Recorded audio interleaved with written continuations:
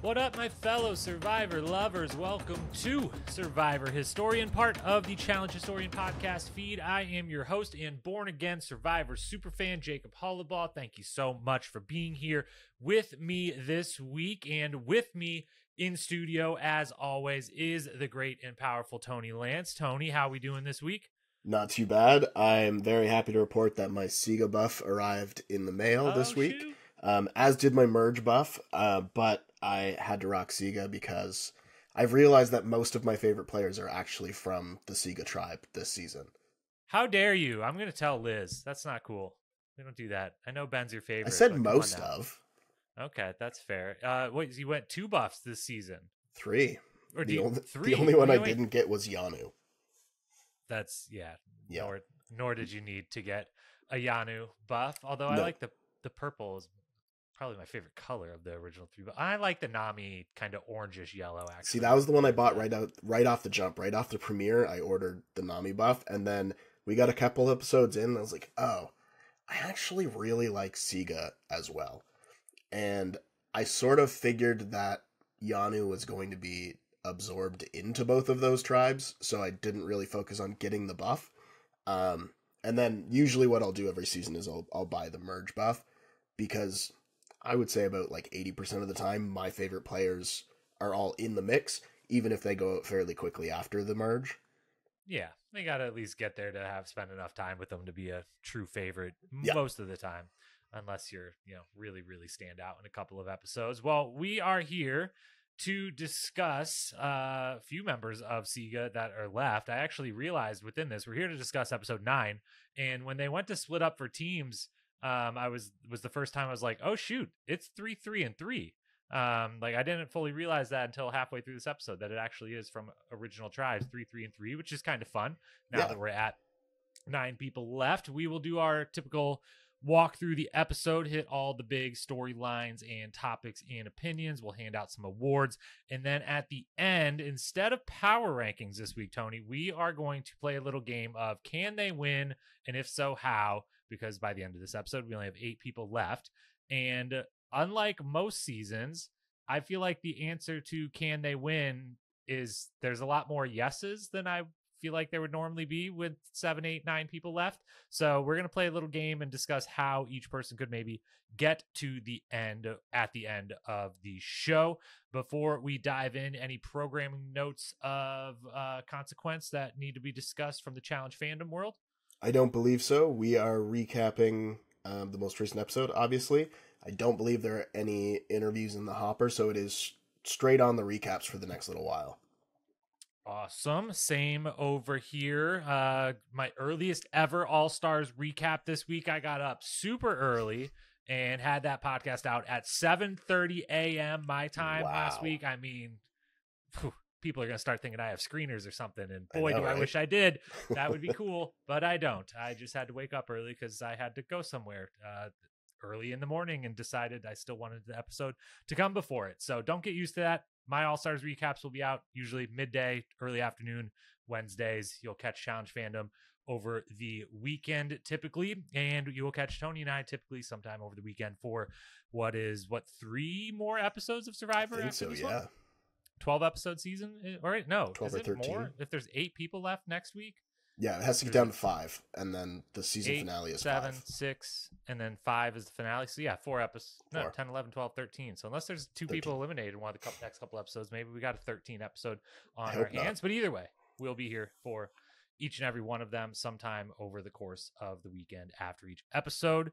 So without further ado, let's dive into tonight's topic, which is, again, episode 9, season 46.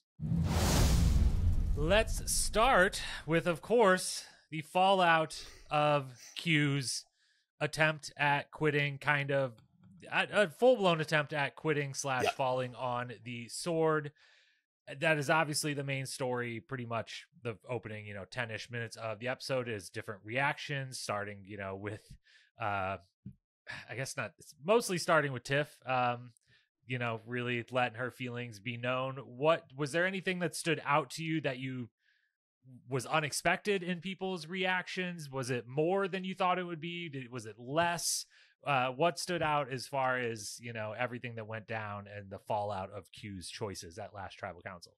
I mean, yeah, it was pretty much bang on what I expected. I expected that was dumb.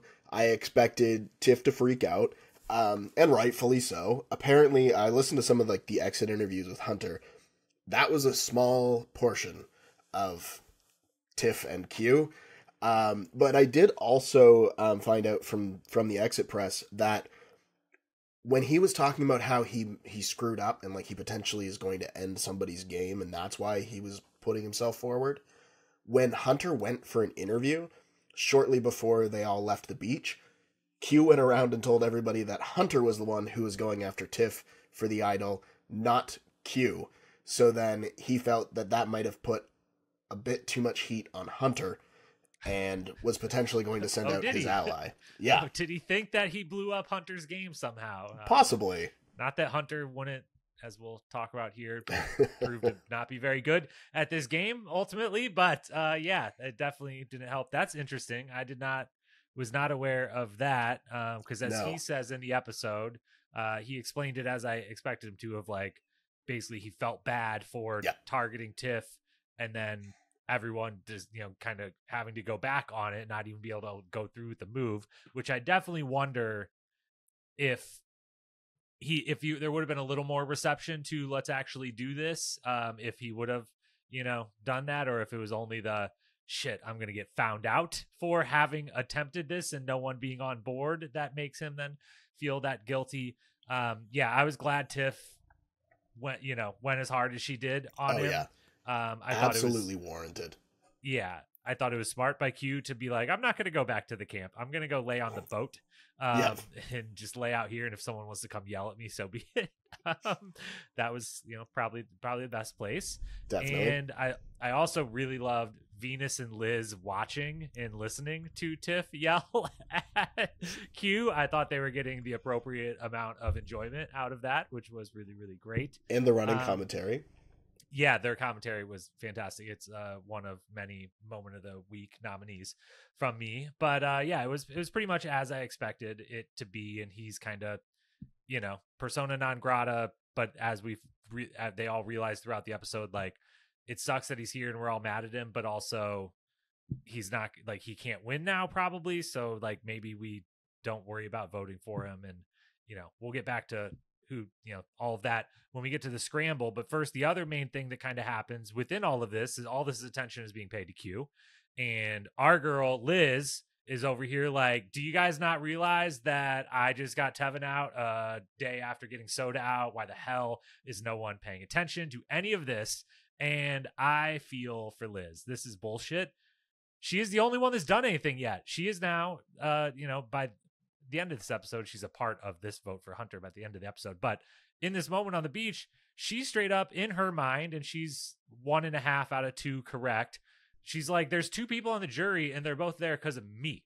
Yep. and no one cares. I'm the only one with the resume and no one knows it. And Venus actually said to her when they were both sitting there watching the whole fallout of Tiff and Q, she was like, and now it might have been confessional now that I'm thinking about it, but she said I got Tevin out. And I was like, you didn't get Tevin out. Liz got Tevin out. And then you had the confessional of Liz basically saying just that. And the worst part is Q didn't even change the vote. He didn't impact it in any way. All he did was completely overshadow Liz's move. Yeah, which I would kind of credit Pi if we were to, again, as we discussed last week. I think Venus, Liz, and Tevin all had pretty equal credit really in the soda move one. And they just didn't fully realize that they were all kind of on the same page without actually talking to each other. And then I think this time it's 75-25 Liz, but Venus still does have some, it was still she again for the second time in a row, which is it's so perfect that it's not perfect for maybe her mental health and dealing with all the comments and everything. She's back on Twitter though this week. I saw that. Yeah, I saw her come back with a vengeance. This whole, by the way, side note, this cast is just amazing at Twitter as a group. Charlie, Liz, Venus, Q, Tiff, they're all really good at Twitter. And I like that that's great. Owen and Jesse keep popping back up. They're very much in the mix as well.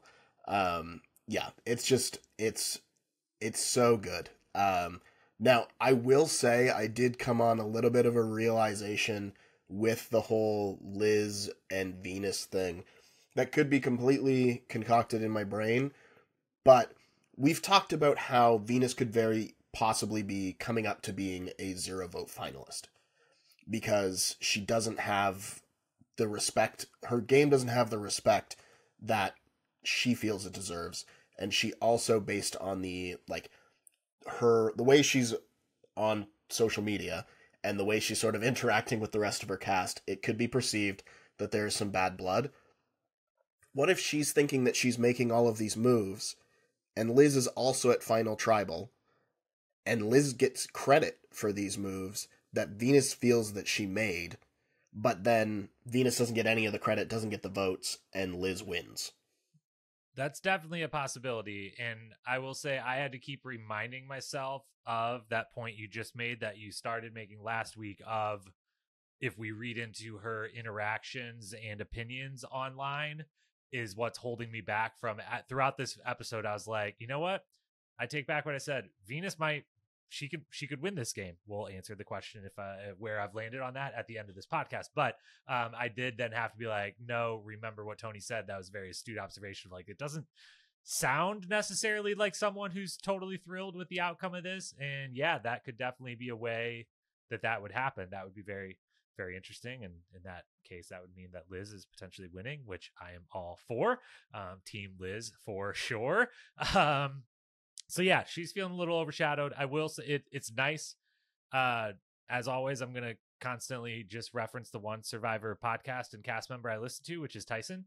And he did point out that this usually happens after the fact, that the person like on social media as they're watching it or whatever, or after the season is fully aired, is like, this sucks that like no one, like, were you guys not watching what was happening? Were they not showing whatever? And that she's doing it in the moment. And we see in the next week on, she's really doing it in the next episode of like, y'all need to pay attention because I'm the only one that's actually done anything here. Like, I'm really, truly the only one with like a resume and no one's talking about it. No one cares. And I can, that's okay for a while.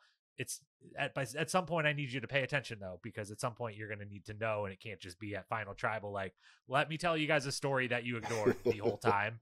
And, that's probably not going to work so well.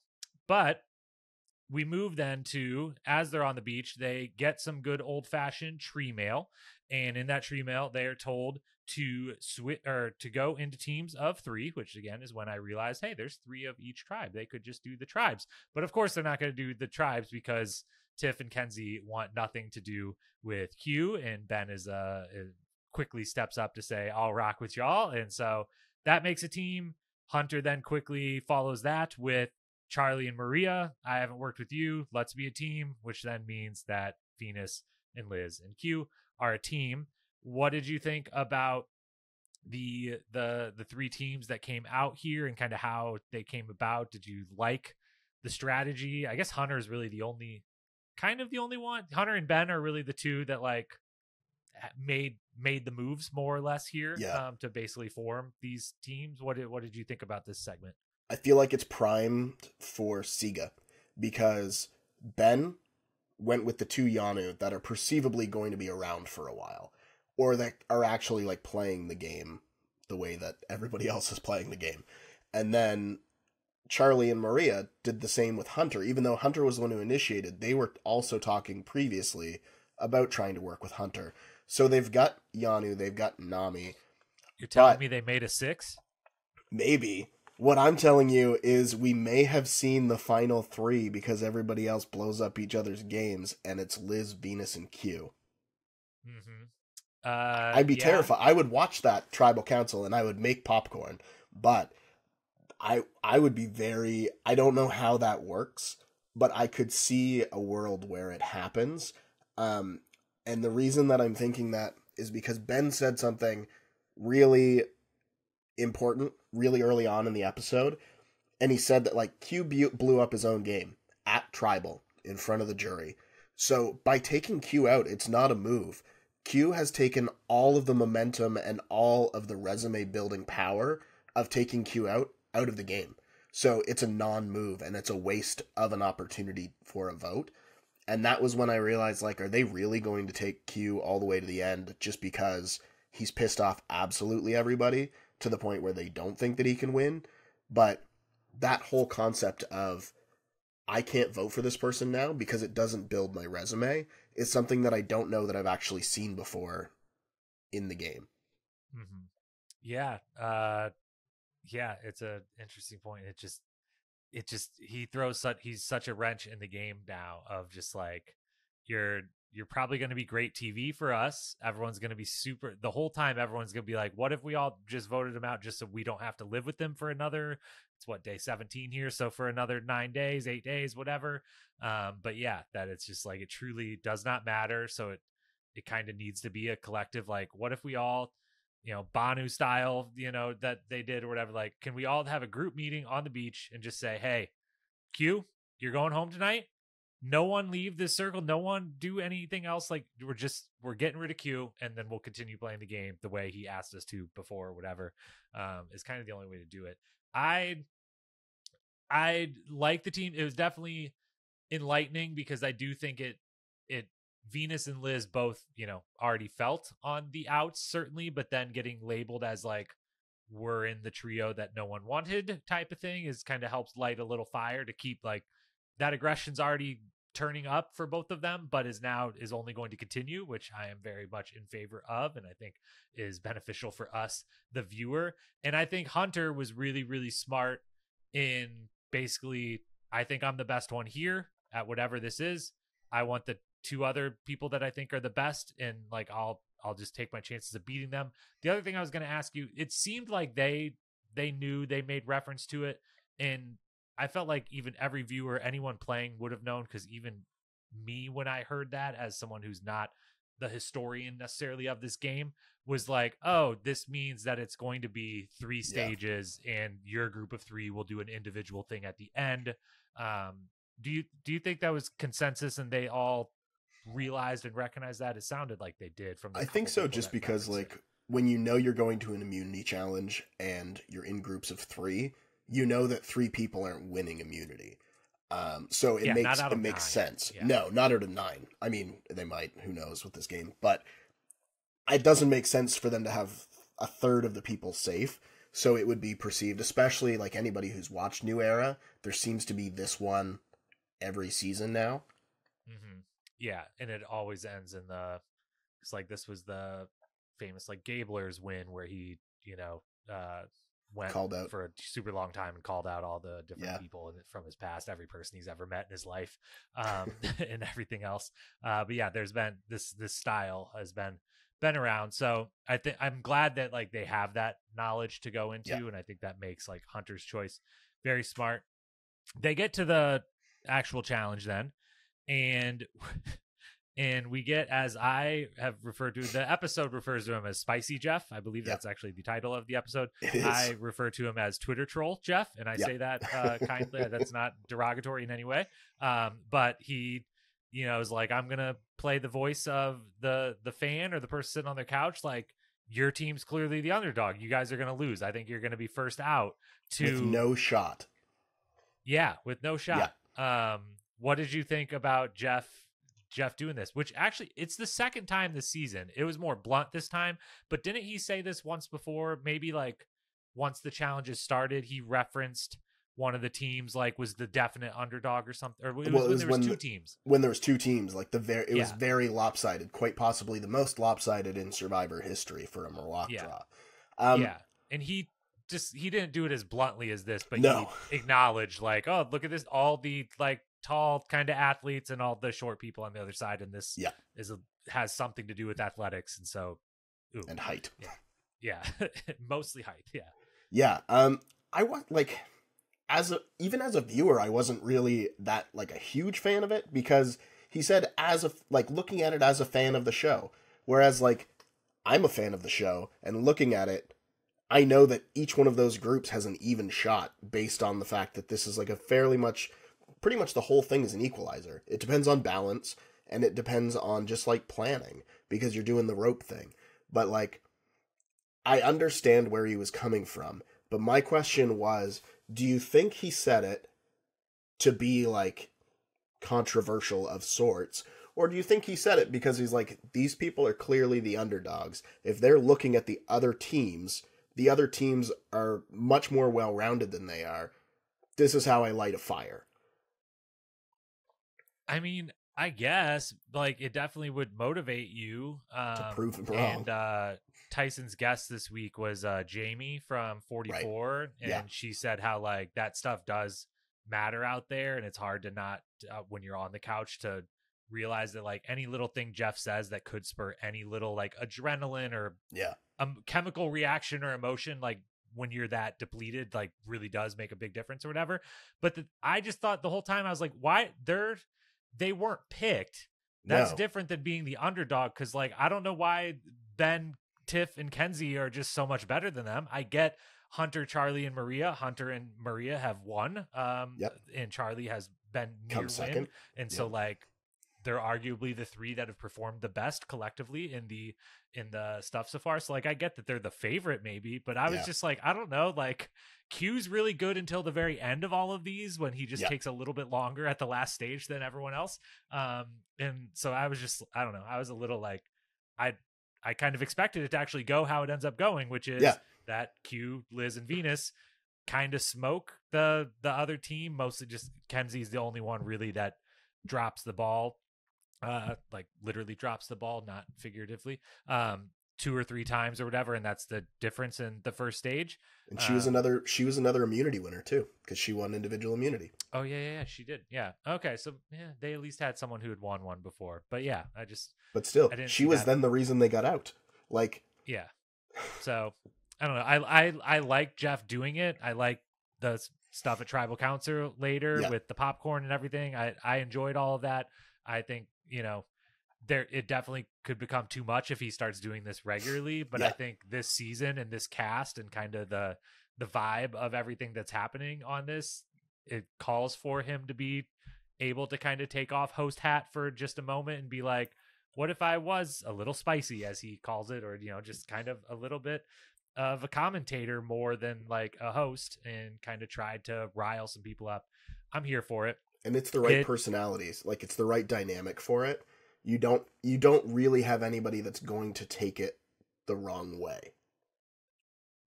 Yeah, maybe one. Yeah, but but that's for the benefit of the show, ultimately.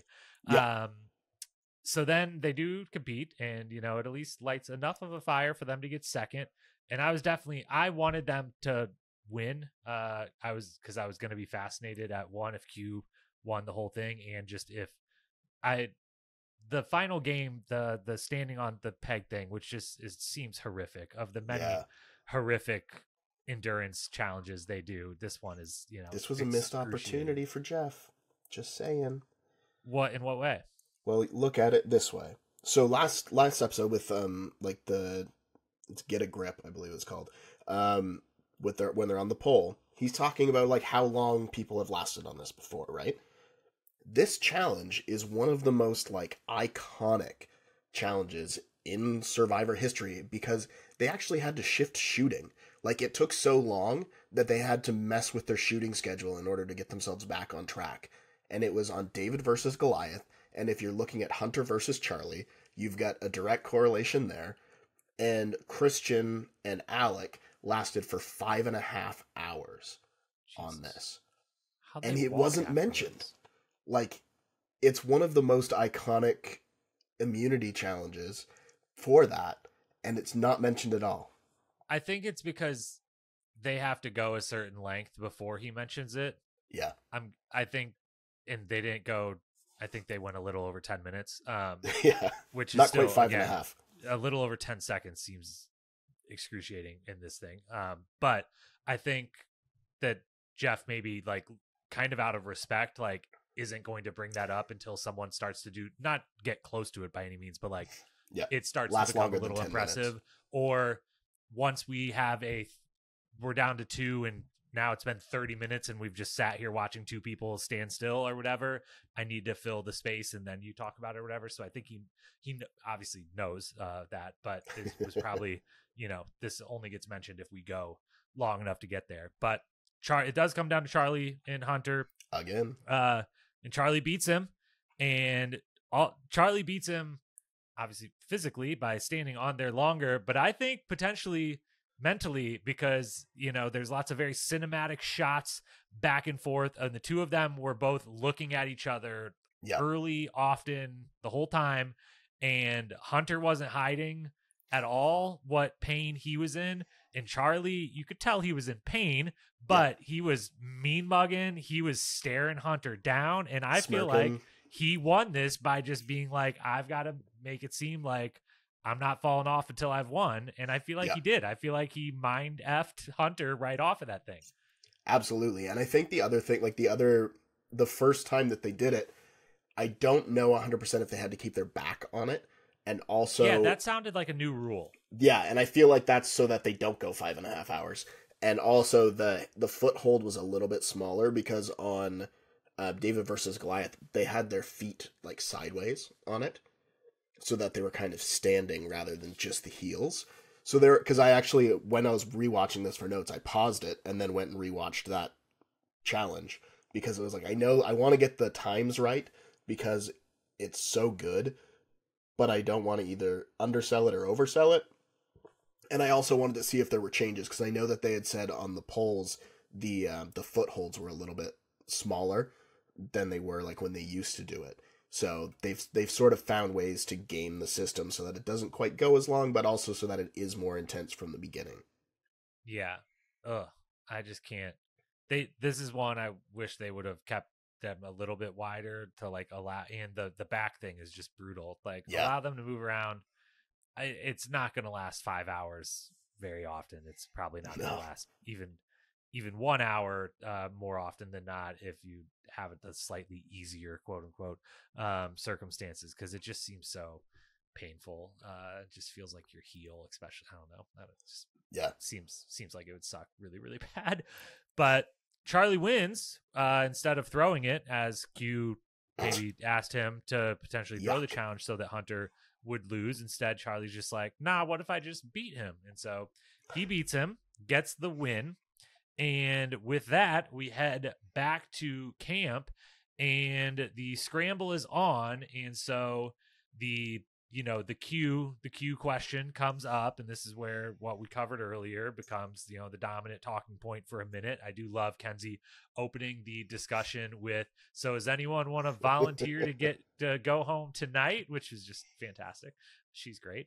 And it becomes quickly like everyone's kind of like, yeah, like I guess it'll just be Q.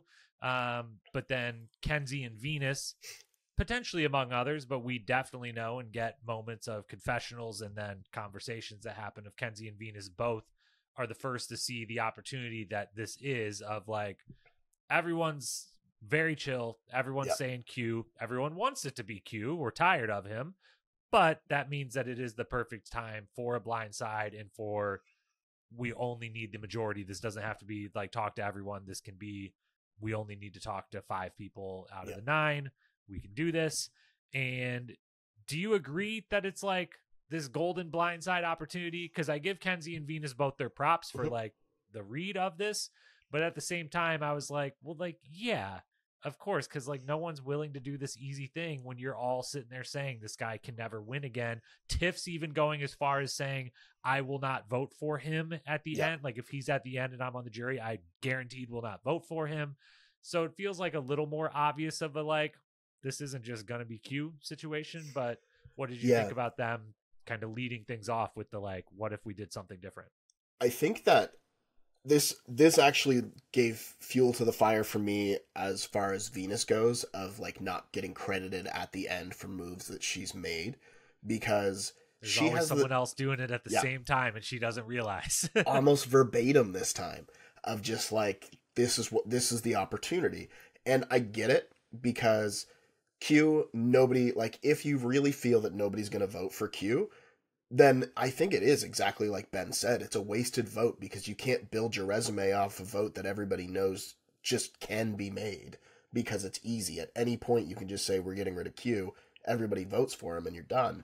This might be your only opportunity to get Hunter, but at the same time, I think the only way that it makes sense to not get out Hunter at this point or Q is if you take out somebody like Tiffany, because Tiffany is a huge threat to win this game, and I think Maria's a little bit more under the radar, and Charlie's got immunity. I think that if Charlie hadn't won immunity, say if Maria won, then I think the conversation would have been, yes, we could get Hunter, but Charlie's been coming second in these challenges too. This is an opportunity to get rid of Charlie, who has a better social game than Hunter, and he can still compete in these immunity challenges. So it could be the time that he's not protected. Do they realize that Charlie's winning the game? I don't think so. It doesn't seem like it. No. Because I had two different spots in my notes. One time I wrote, literally wrote, do they not realize Charlie's winning? And then the other time I wrote, does everyone not see Charlie and Maria always going for pair walks on the beach? Because it also doesn't seem like, other than Hunter picking them, choosing them as a pair, although again, at that point, it was like, I'm not working with Q, and I'm probably not working with Liz and Venus. We haven't got along. We were on a tribe, the whole thing. So, whatever. It doesn't seem like anyone's acknowledged, really, even the pair that is Charlie and Maria. And, when they have their one-on-one talk after they've been pitched a couple plans, mainly from Kenzie, the Tiff plan. Yeah. They're just, always walking on the beach together to, confer after they have bigger group meetings. And I'm like, does no one see this? And yeah, I don't know. I'm a little shocked by it. You bring up a good point. Maria is the other one who, she's kind of pissed about this. She throws cold water on the Tiff deal because she wanted to get out Tiff the whole time. And then here's that other people have announced that this is their move they want to do. And she's like, well, I want that move. And so, no, we're not going to do it now. We're going to do it when I say, so that I can take it back, is the resume thing too overpowering now? Are people too committed to like a moment like this? Is Maria wrong for being like, oh, the person I wanted to get out is someone else mentioned it today before I mentioned it today, and shit, now this is going to matter none for me and everything for them, and so we can't do it. Is that a good strategy or bad strategy? I didn't know where I fell on this. Yeah, I think it comes down to the fact that now in a 26-day game, you only have so many opportunities to make moves where you're potentially in control of a vote. So if you know how big of a threat Tiff is, and by the way, our winner picks are going against each other and trying to get each other out for supremacy of the Hey, our winner picks are both still in the final 8, baby. We did a good job. Yeah, we did a damn good job. One of us is guaranteed to be in the final 7. Yeah, true. Unless we get a double elimination and then both of them go, which would be tragic. Now that one of them would still technically have been 7th. So. Yeah, that's true. I think that now that not only do you have a 26-day game, so it's totally accelerated, but also these people are looking for what they perceive to be the best game that was played. When you get older seasons of Survivor, it's who played Survivor best.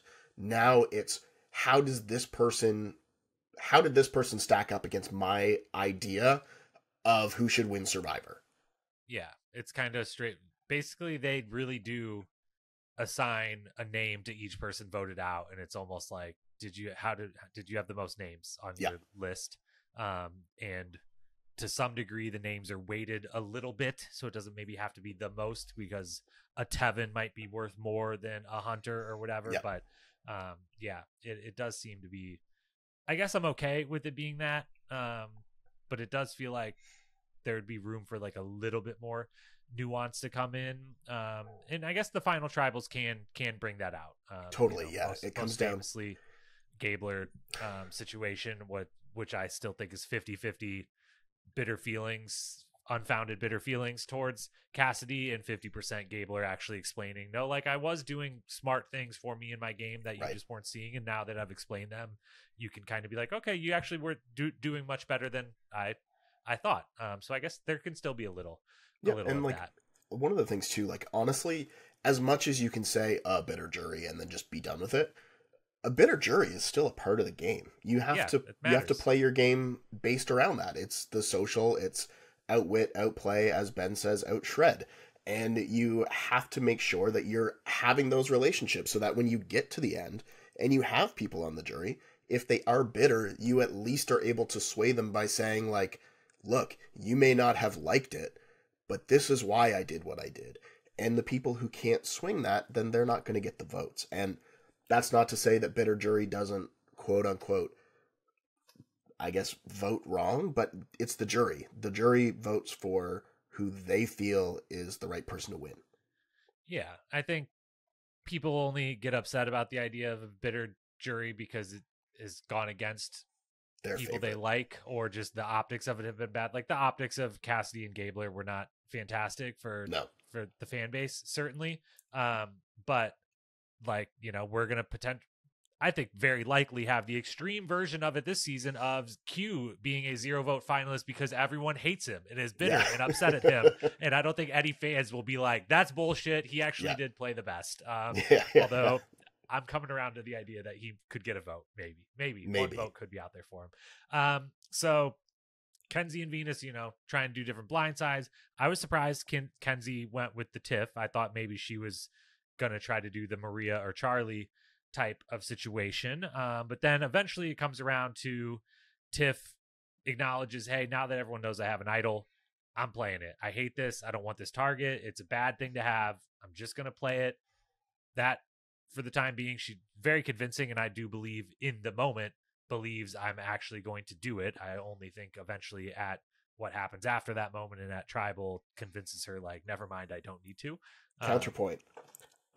One of the reasons that I like my winner pick right now of Tiff, even if she goes home next week, was that she said that if she does play this idol just to burn it, which totally makes sense as far as like she wants to get as far away from this as possible, it comes back. And if she burns it and say Hunter is still in the game, Hunter is the most likely person to find that idol again before she gets a chance to find it again. I don't necessarily think that Q's that much of a threat to find it, but I think that Hunter absolutely is. So if that doesn't happen correctly, and she plays her idol, and Hunter stays, Q goes, or somebody else goes, and they get back to the beach, Hunter knows that he's sunk. So he's going to go right out and start looking for that, and I think that she feels, and probably correctly, that he has a better chance of finding that idol again before she gets a chance to grab it. Yeah, but I do think that makes sense. But I do think when the couple scenes we get of her saying she's going to play it, especially to Kenzie, were 100% real, no gameplay involved other than the gameplay of like, I need to not have this.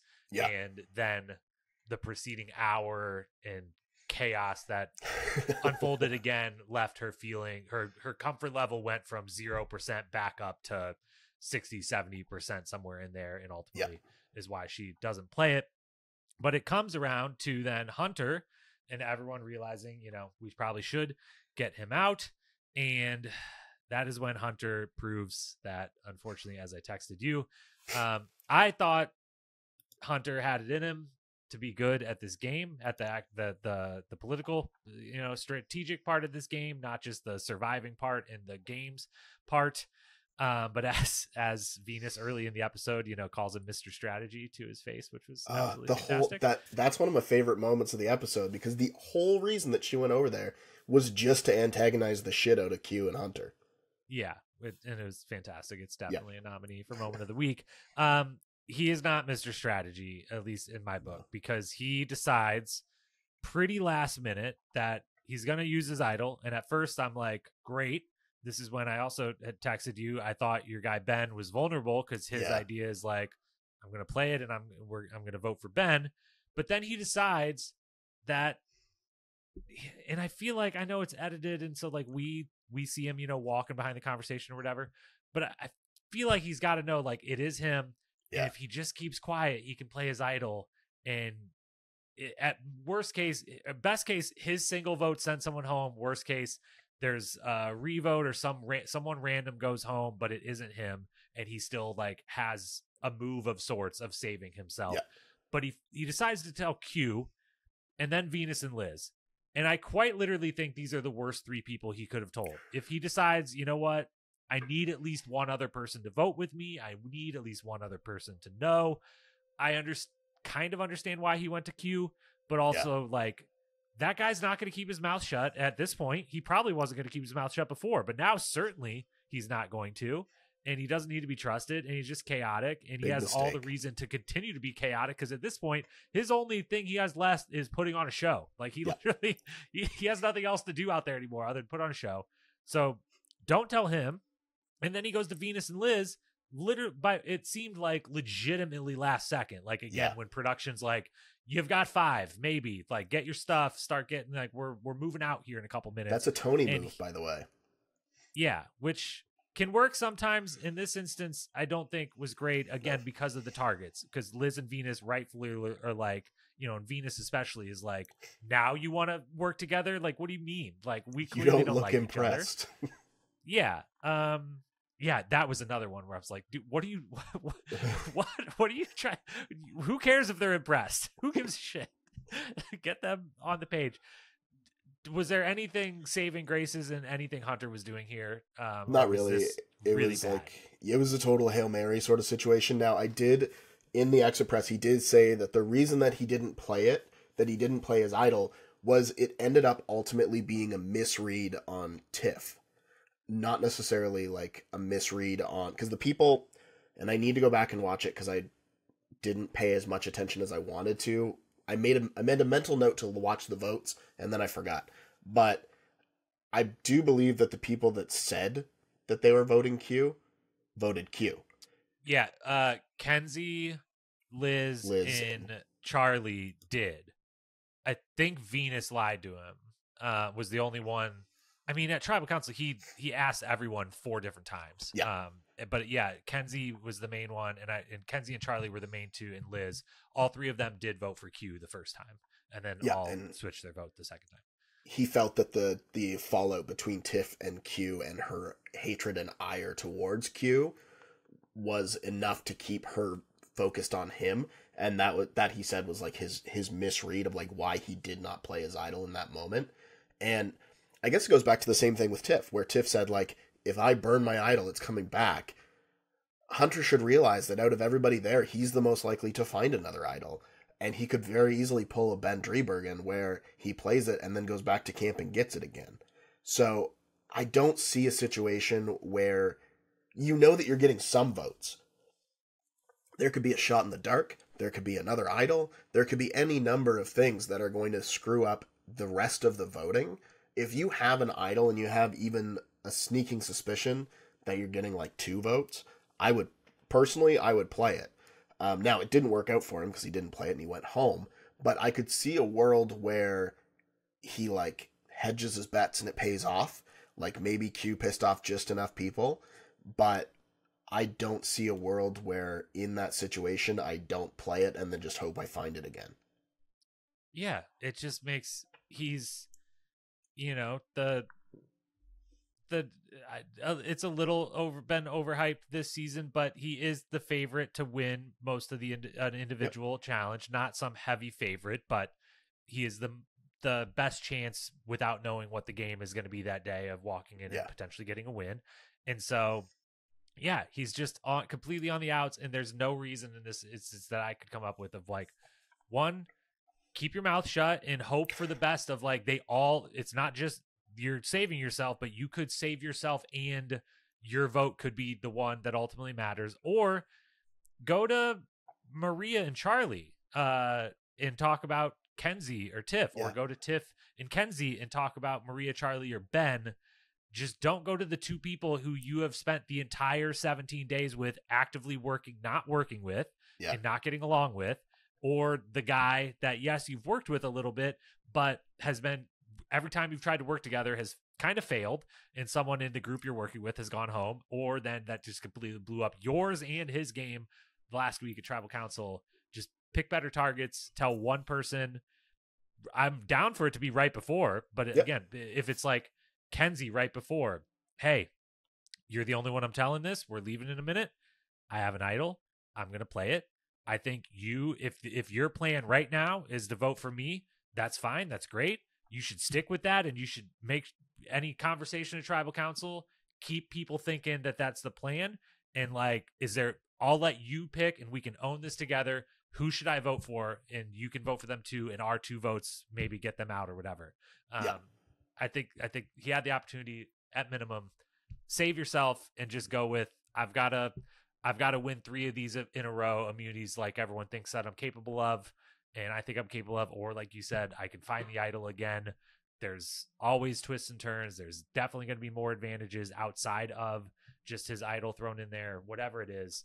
Keep yourself in the game. It just makes no sense. And last week when Q said that, like, send me home, blah, blah, blah, Hunter was actually the one who was like, if he wants to go home, just like, can he just go? Like, we don't need to vote. And then Venus was the one who pushed to say, like, no, we need to vote. And that's what ended up sending Tevin home. But Hunter was on board for him just to be like, fine, go. Like, we don't have to vote. We can basically do a Banu where everybody says they're going to vote for Q and then he leaves. But Venus was really pushing for, no, we have to have the vote because, like, we need to see how it falls, everything like that. But the other thing that Hunter pointed out, and I was like, oh shit, right. Q had this group of 6. Within this group of 6 that he had assembled of the +1s, you had an extra vote with Tevin, and then you had 2 idols. So out of the 6, you had basically all of the extra pieces of gold and trinkets in the game, and then he completely imploded it in a matter of like 3 votes. Yeah, and wow, and that extra vote left, and an idol is left without being used. It's definitely the worst alliance in the history of the show. It's got to, 100% failure rate, like literally 100%. They failed at all 3 turns they had, and now it doesn't exist in any form or fashion. And even Tiff's like saying she should vote out Maria, it's been said that basically her saying they should vote out Maria was more so like everybody was tossing around names, and she was like, Maria is also somebody who's good at this game. And then Q was like, well, she just said Maria. She's got to go. Yeah, and which they're all good, which as we'll get to again, there's kind of a favorite from us, the standpoint of the viewer, and kind of reading into the editing and everything. There's 2 favorites, I think, but for them on the beach, there really like shouldn't be a standout at this point, really. And the only one that there should be is Liz, and they literally all do not. They don't think that, certainly. No. So Hunter goes home. He doesn't play his idol. They all get 1 kernel of popcorn to satiate themselves. So that's really great and really kind of Jeff. That was the smallest bowl I've ever seen. I've never seen that. I don't even know if that counts as a bowl. I don't know what you would call it, but it was quite literally like Jeff counted and was like, okay, I want 3 kernels of popcorn for the 1 little mini handful I put in my mouth, and then I need 1 kernel for each of the 9 people up there. I thought someone was going to eat it. I thought Q was maybe going to throw it all in his mouth and then hand an empty bowl to Liz. I think that would have I think she would have flat out murdered him. She would have hit him. Yeah. Are you allowed to hit people on Survivor? Is that automatic kicked off the show the way I think it'd be worth it. We can ask. You guys interviewed Tina recently, didn't you? You could have asked her about that. She has some history with that. She would have definitely hit him though, and that would have been fantastic. And I don't think Jeff would have kicked her. I think Jeff would have allowed it. It just would have let it go by. He probably would have let it go by. Now, did you listen to On Fire? I did not. The initial idea, they have a popcorn machine. The initial idea was to bring the popcorn machine to Tribal and then basically just have it running the entire time, and then they could just go back and forth and get it because it's been such like an event to have Tribal Council. And then they were like, no, that's a dumb idea and it'll really distract from what we're doing. So they scaled it down to the bowl. But I think they made the absolute right call. It would have also been hilarious for them to just be like, this was quite the event last week or yesterday. So we're up in the ante this time and just wheel out a whole popcorn machine. I think the whole machine would have crossed the line for me of too much.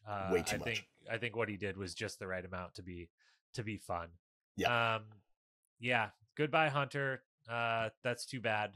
But I like that the quote unquote best challenge player is out. sometimes I don't like that, but in this one, I think is going to be a little more fun and a little more interesting because it's such an even group here. That I like the fact that there's the extra chaos of like I feel like Charlie and Maria, or maybe that a slight. If I had to pick someone, I'm probably going to lean towards one of them first on most of these things, but Yeah. very very slight. And otherwise, I think anyone left can win any given one of these. So that's the episode. Now let's dive into let's get out the hardware and hand out some awards. All right, starting as we always do with quote of the week. What do you have in the quote department, Mr. Tony? I've got a lot of Bens. So we've got Kenzie's. So does anyone want to volunteer to go home tonight? And then 3 words, chill, mad, hard, was a standout for me. That might be my t-shirt that I make this season. And the other one is actually another Ben-ism, which was, you only get the T-Rex in Jurassic Park back in the cage one time, and we've already done that. I'm not looking to have a Jurassic Park sequel right now. That one was really good. I liked that. Any others? Yeah, I've agreed with. I had all 3 of those listed down myself. I think. Charlie's. Charlie's throwing a challenge. That's just yuck to me. Yuck. I'm not gonna do it. And the fact that like there was so much animosity between Venus and Hunter in that conversation on the beach at the very beginning, and they just weren't hiding it anymore. And Hunter said that basically he knew that whoever he voted for would understand and like wouldn't be mad, and she was like, I was mad. And then he said, except you, because you're always mad. That was my other line of the night. Yeah.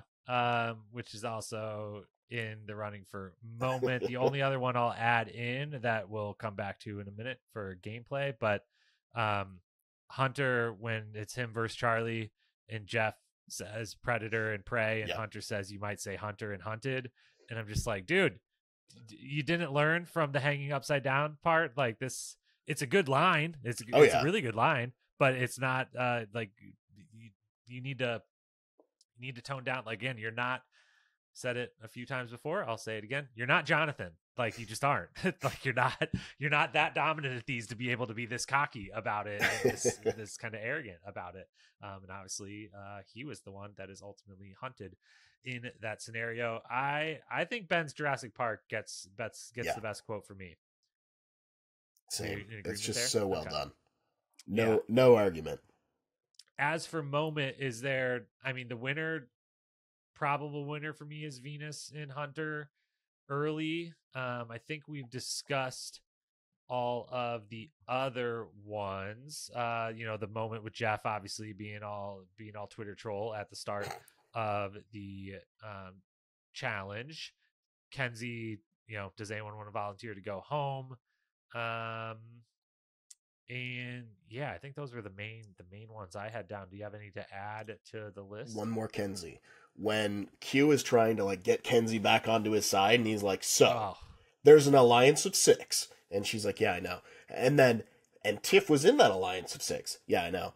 And she didn't include you. Yeah, neither did you. Like, where were you expecting this to go? She shuts it down so hard, and it's so fantastic. Yeah, all of it's good. I'm definitely going to go with the Venus Hunter moment, even though we literally saw it in the next week on in the trailer and everything, but it was still great to see it live in the, it was so good episode. Also, just to shout out, Q did get 1 cancel Christmas in this episode. He did. Back on the phone. 2 big mistakes. Early. Yeah, got it in early, so good job him. Got to get that. Got to cancel Christmas every week here until it actually gets canceled or something, I guess. Best gameplay and worst gameplay. Was there any standout best gameplay before we rehash Hunter being bad at this game? I'm going to jump back for just a second. It's not going to impact our decisions, but it was really great, and it's rare to see Ben be snarky to anyone. When they were at Tribal and Q said, I've been on the beach most of the day talking to no one, and Ben said, it's been nice. Yeah, he finally he's able to say something negative about someone in the small possible way, which I didn't know if it was possible from him, but he's finally acknowledging his real feelings for Q, which is Yeah, screw this guy, get him out of here. No it one was wants so him around. good.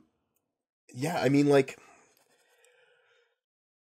obviously Charlie, like, not throwing the challenge and just being like, no, I can probably do this, I can swing it, and that is smart. Tiff not playing her idol ultimately is a good move because it was a correct read versus Hunter's that was absolutely not. And also, Liz, I don't even have a specific move. I just like the way that Liz is playing. Like, she's acknowledging when things don't go her way or when she's not getting the credit that she needs, that she knows what she needs to do to pivot. And I like that. So, kind of, Liz's overall gameplay is a best move. Yeah. I agree with those. Charlie, for sure, the turning down, the throwing it, and then backing that up by literally beating Hunter one-on-one is obviously, I don't know if you call it strategy as much as just really well done, Yeah. but it is kind of in the strategic department. I think Kenzie and Venus again get kind of like half points, half nomination for, while I felt it was a little more obvious than they made it seem, but just having the correct read of like things are quiet and calm and everyone's in agreement and we have 5 hours till tribal, so this seems like the ideal time to maybe not. Yeah. And then but it's probably I think I probably give it to Charlie for just the confidence overall. And Tiff, what you said, Tiff not playing, both being so convincing and because I think it was real in saying I'm going to play my idol and then reading it correctly and not playing her idol. I think Charlie and Tiff are definitely the top two in some order. Yeah. Worst gameplay, obviously Hunter not playing his idol, but if we were to try to nominate someone other than Hunter here, I will say I think the whole Kenzie throwing out Tiff's name is just a bad move. I don't know if it'll come back to Hunter or not.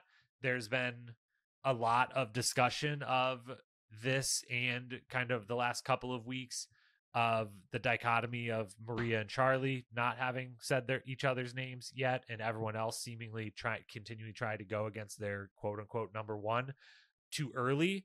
And, basically a referendum of over the course of the modern era now, we have enough data to go off of like, it usually pays off to be a D on last season. That's like, I'll actually keep all of my people to the end, especially I'll literally go to the end with my number one and pseudo boyfriend, versus like the Ricard and Shans that are like, we got to get one of us. We know we're going to get each other out. And we decide to do it when there's 8 people left, 9 people left, and it's probably too soon. And that, here we're seeing, Q throwing out Tiff last week was definitely way too soon. I think Kenzie in this episode is also too soon to be throwing out Tiff, because I don't think anyone has separated themselves or done any big move or anything. And I don't think just because they all seem to rate like I took the game away from my number one as like that counts a lot, even if my number one hadn't done anything or wasn't like, the top threat or anything yet. It just means more because I was willing to do that to the person I was working with. And I'm like, I don't know. It does it. And does it if you do it with 9 people left versus I think I know why. At 6? I've come to the realization that much like Chris Underwood putting himself to make fire against Devons and having that be like the feather in his cap that ultimately he won, and then subsequent seasons people being like, well, if I don't win immunity and throw myself in fire, not throw themselves in the fire, but put themselves in fire making, do they really have enough clout to win final tribal? But I think that Jesse taking out Cody is this catalyst for taking out your number one in a big move that nobody sees coming, so that you have that. Because really, if Jesse made final 3, if he didn't go out at fire, Jesse wins. We all know that. Down. Like, hands down. They don't even have to do final tribal. Jesse wins.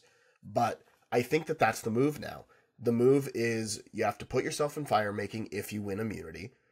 And, well, unless somebody flat out asks you to be put into fire, like last season, or /and you have to be willing to cut your number 1 in a move that nobody sees coming, and it has to be like a big move. Yeah, but it's now one of those that it's happened enough times that no one sees coming, but everyone sees coming because everyone is on the same page of like, oh, we all have to do that. That's like a thing you're supposed to do now. A new box that a winner checks. And this group did not see 45, so they don't know. Like, they don't have the reference point of D that we do, and of D and Austin and really Drew and Julie all going to what was 6, for taking a group of 4 to the last 6 people, and taking the tightest 2 of that group to the final 2.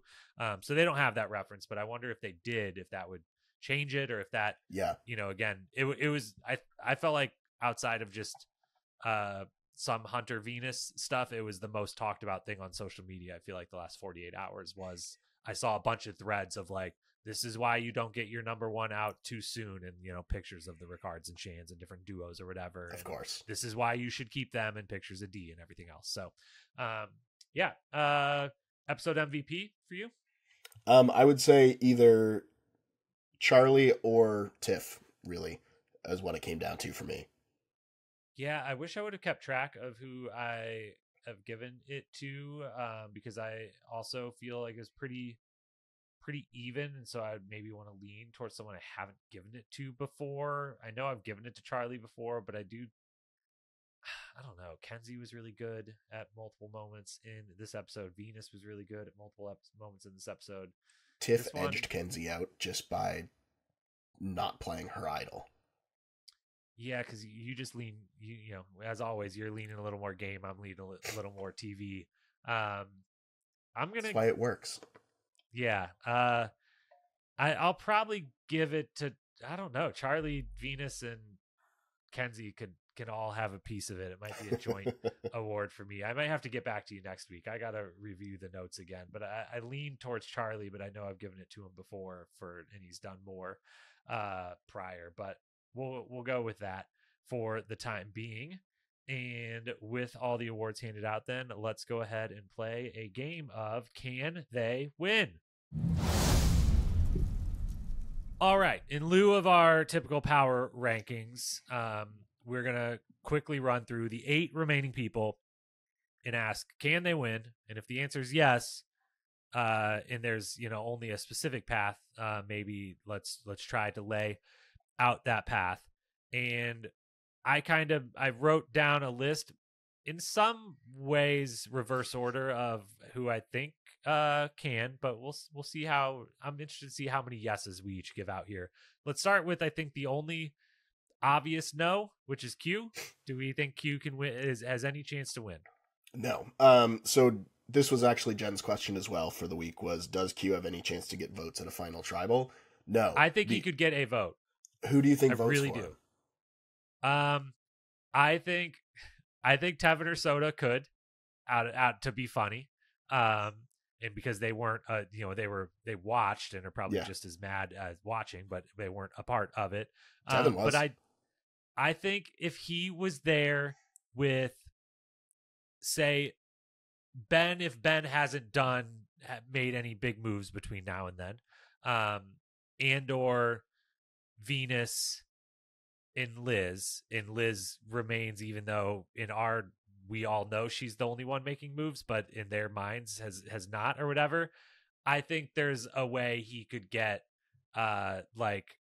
he could get one person to be like, I can look past that ridiculous stunt you did and acknowledge that you actually were one of the leaders of a couple of these votes. And like, it would take him getting back on, I forget who, I think it was a former cast member, had a funny tweet with the picture of like, so, Q voted for Ben this week and said like, it would be hilarious if Q the rest of the season, literally no one was willing to tell him what was going on. And so it was just one random vote that may or may not be consequential each week, as he just is like, I don't fucking know, this guy, this girl, like whatever this week, it would be funny. But if he somehow got back and like was voting, was allowed to like be in on the knowledge and voted some of the people out? Maybe, but it's a long shot to get a vote. I think 0% chance he can win. Yes, I concur. Let's go to your guy, Ben. Can Ben win? I think so. I see Ben as sort of a Gabler, as in regards to like the social game is where his strength lies. And I think that he can talk a good game about how he allied himself with the Yanu girls and how he was able to navigate the game when he didn't have a vote earlier on. And I think that he does have a way forward. I don't think it's like a clear path to win, but I think that if he's sitting there with the right people, that he could outspin a story. Just because he is so personable and he is such a storyteller, I can absolutely see a way that he wins. Don't know if it happens, but I can see it and I wouldn't be mad at it. Yeah, this is spoiler for the rest of the list. I do think the answer is yes. There is a path for the other 7 people not named Q. I do think Ben's is pretty. He would have the most to do between now and then of anyone else, because I feel like everything pre-merge at this point just doesn't count anymore. Is like another new kind of rule of the modern era, is like that doesn't really matter. And no one talks about it or cares about it. It's only people on the jury matter. And so the best thing he has for him is like, my number 1 got voted out first at the merge, and Tim, and like I rebounded from that nicely, as you said, socially.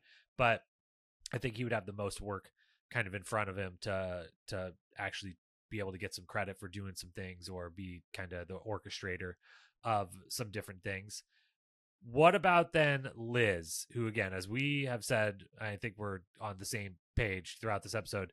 Technically speaking, if the game ended right now out of these 8, she could rightfully be like, I had as much or all to do with all 3 current jury members now. They're all 3 from my tribe, and we can argue between me and Venus who gets the credit for which of those 3, but it's definitely one of the 2 of us. And, so while she has the most right now, she is not getting the credit for it or the acknowledgement for it, and I don't think being perceived as the threat. We haven't heard anyone say her name, even in the most casual name throwing out. I think everyone else after Ben and Liz has had their name brought up as a threat.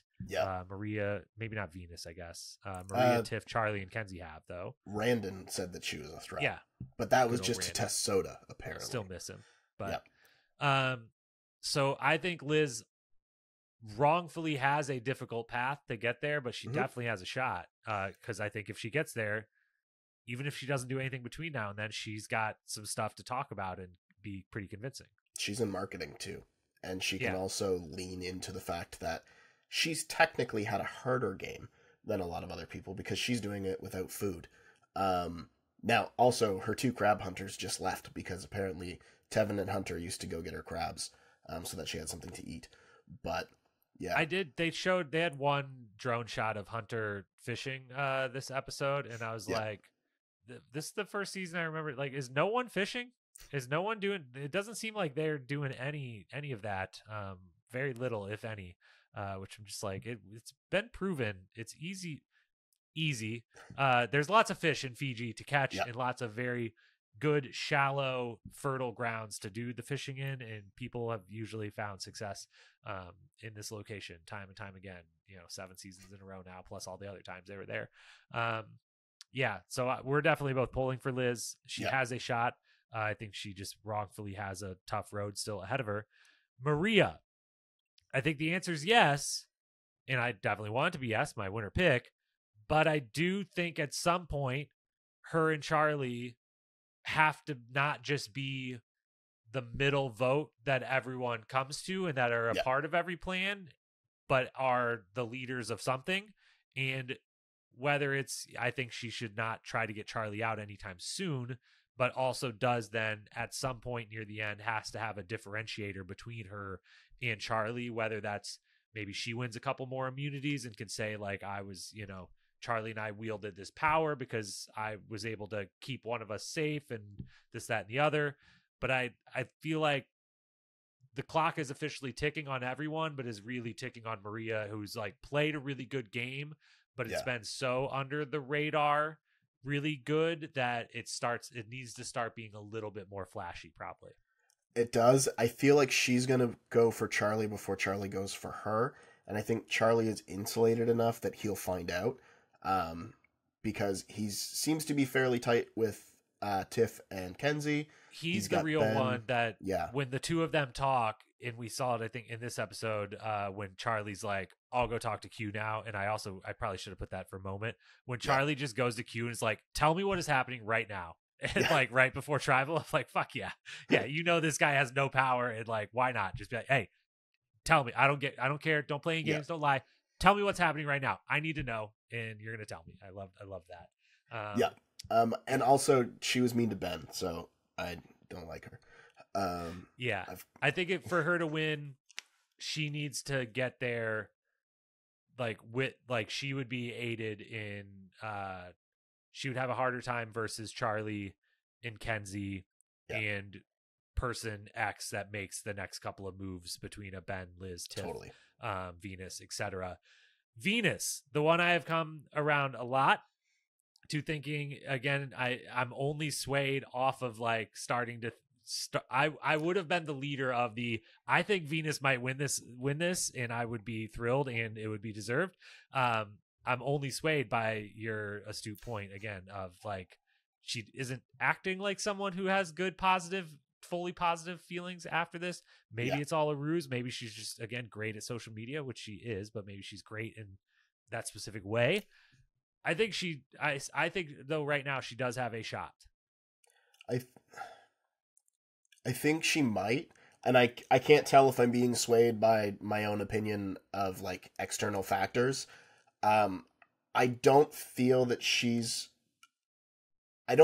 perceived as enough of a move maker, and I feel that there's enough people in the jury from her tribe that would actually be annoyed to see her there over them, and that could sway their decision making. I think that she has a harder time than Ben winning, but so yeah, I would kind of go Q, no shot. Venus, I don't see it as a bad thing if she wins, but I don't see how she wins. But it could happen. It just relies on a very non-bitter jury, and based on just like the personalities and the vibe and everything, I don't know that happens. So yeah, that's kind of my take on it. And if her or Liz gets to the end without the other, there'll be 8 jury members, 4 of which would have come from their original tribe that they weren't ever really. Liz would be able to be like, we were all kind of working together a little bit, and Venus would not really be able to do that. And then Tiff, because then there's a line in the sand for me, and there's 2 people that do stand a little above the rest. I think Tiff has a shot, but I think she's very much in the same bucket as Venus, Maria, Liz, and Ben of has to start doing some things, has like voted for the people each time so far. But has been, brought into the vote, one of the last people brought into the vote each of those times. Yeah. And is most memorably just yelled at Q basically now, and everyone's very happy that she did that and applauded it, but like that doesn't count on your resume necessarily. And so, and also, it sucks for her, as is why she's yelling at Q of like, my idol and using it loses its power in like a little bit by the fact that everyone knows I have it, and now I'm gonna, and no one knew she had it. Yeah, and so like she gets the little points for like you were able to hold on to it here in this situation. Mm-hmm. So that's little something. But I think that this group is all in the same boat. Ben, Liz, Maria, Venus, and Tiff of like, you kind of have Liz again, notwithstanding, you kind of haven't done anything yet, or at least anything that anyone is acknowledging. Because again, Liz and Venus, I'm still riding hard on Venus, deserves more credit than the people on that island are giving her. Yep. But in everyone's eyes, you haven't done anything yet that's going to get you anything, and no one on the jury currently is, thrilled to vote for you. Then we have Charlie and Kenzie, who, while no one has done the standout thing, move, or anything yet to really take a lead from an editing perspective, and just to like, I feel like there's a lot of momentum on both Charlie and Kenzie. Everyone there seems to love them. they're included in all of the plans. They're like one of the first people someone goes to with a plan, no matter who that person is. So they do seem to have that status with this remaining group and with the 3 that are now on the jury. And, you know, I just can't look past, at this point in the season, I can't quite look past the editing either, of just like, they're both incredible personalities, incredible people, really good at giving us great television. But they're also, we're getting a lot of them, and it feels like a bit of a winner edit. A little bit, do you agree that they're a little bit, at least from like the Edgic or whatever, they're like the heavy favorites? They're ahead of weeks now. They're ahead of the rest for sure as far as the edit goes. And I think that this season, more than the last few, this is a very social season where it really comes down to the relationships and the alliances and everything else that you've made, and that's going to play a lot heavier than it'll be roped into the moves, but I think it plays a little bit heavier than like some of the big flashy moves. And like Kenzie and Charlie are almost completely insulated as far as everybody seems to get along with them. Everybody comes to them with information. It seems like they are the front runners. Tiff and Kenzie played a very similar game, and I think that's another reason why Kenzie was trying to get rid of her this episode, is because Kenzie doesn't have the moves as long as Tiff is there, but if Tiff isn't there, then she can say, we made these moves, and this was the moment where I had to get rid of you because otherwise you take the credit. Yeah, for sure. And so, yeah, again, I think 7 of the 8 have a shot, shot. I think Charlie and Kenzie have, whatever the percentage is, a better percentage than the other group. But right now, I would personally, I would vote for Liz if they ended the game right now, and I think she would deservingly be the winner. And I hope Liz or Venus wins. But I do think, to quickly, not full power rankings, but Charlie is the number 1 on my power rankings now for sure. If I had to Charlie and Liz and Kenzie are actually kind of high up there. Yeah. But he just feels he's a star for sure, regardless of winning or not. But he feels like he's in a really good spot, and I only put him over Kenzie because, again, I think Kenzie was a little too early on the Tiff train, and because it backfired, and I'm assuming that knowledge will eventually maybe come back around at some point to Tiff. Maybe it won't. Well, yeah, because it would only be Charlie, Maria. Because it was Charlie, Maria, and Hunter that she talked to, and Hunter's gone now. Obviously. Hunter's gone now. But Charlie and Maria are smart enough they're not going to go tell Tiff immediately, but no, we have that if we need it. When we need to use it to get Kenzie out or to get Tiff out or vice versa or whatever. So, who goes home next? Our final question. I mean, I feel like it has to be Venus or Liz because it's all been Nami every single time. It would be insane if the first 5 members of the jury were the 5 Nami members, especially considering the 6th Nami member was med evac'd and not ever voted out. And so that'd be pretty wild. I'm assuming nothing like that has probably ever happened. They never went to tribal council throughout the entire pre-merge. And then they failed 100%. They were 100% successful pre-merge and 100% failure rate post-merge. That would be something else. I think that one of your guy Ben or my winner pick Maria, I feel like Asiga is going to be on the block, and I just don't think it's going to be Charlie. And so I'm going Ben or Maria goes home next week, I think is the way it maybe goes. I could see that. I could see Maria because in the preview she was talking to Q, and he's kind of persona non grata, and she was saying that like he doesn't have to be the next person out. So I don't know what's going on there, but she's fraternizing with the enemy. She's fraternized. The hoe bags are fraternizing because we do also get Liz breaking down, seemingly maybe losing her mind, like in the literal sense, and then yelling, "What the heck, you hoe bags?" Which is, I can't wait to know. What already the line of the week. Yeah, I don't know I can't wait. The suspense is killing me already of what did she respond to with "What the heck, you hoe bags"?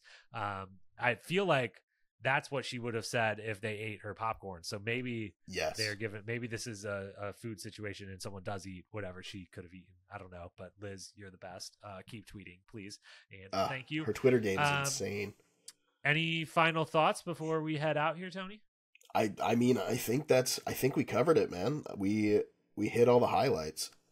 Yeah, I think we did. So we've got, again, 3 or 4 episodes left. I would have thought 3. I thought 12 episodes, but 13 actually. I think we're 13. Yeah, appropriate. So yeah, I think we got 4 episodes left. So we will be back again next week to cover episode 10, and fingers crossed. We can only hope that it's a popcorn worthy tribal and scramble again for the 3rd week in a row. We will see. But yeah, as always, subscribe, follow, DM our Instagrams if you want to have questions for us or just want to talk about Survivor or the challenge or life or otherwise. And until next week, thanks for being here.